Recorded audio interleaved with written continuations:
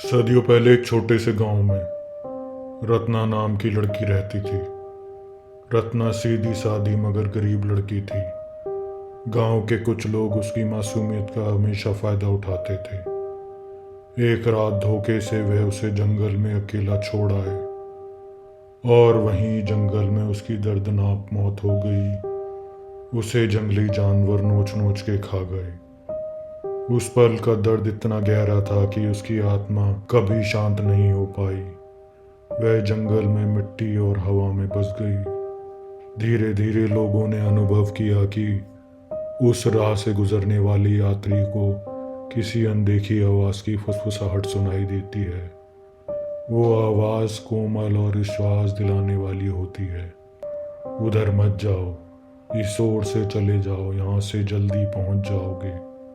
पहली बार सुनने वाला सोचता, कितनी नेक आत्मा है, राह दिखा रही है।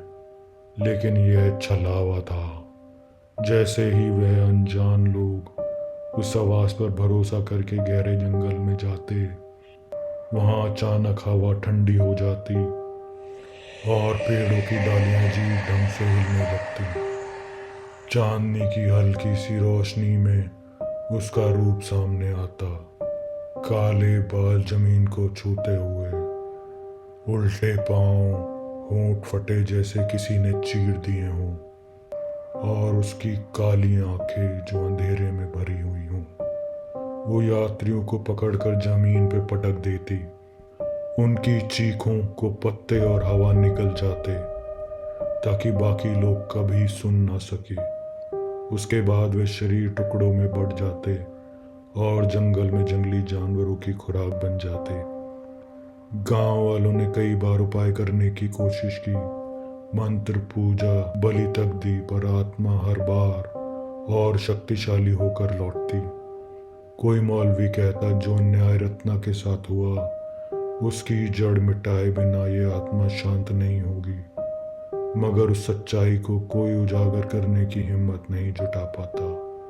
इसलिए गांव वालों ने नियम बनाया, सूरज ढलने के बाद जंगल में कोई अकेला नहीं जाएगा।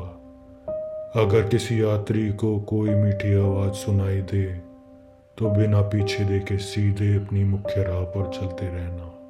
बच्चों को तो अब तक डराने के लिए यही कहा जाता है, सावधान रहना बेटा, गलत रास्ता बताने वाली आत्मा अब भी पेड़ों के बीच मंडराती है।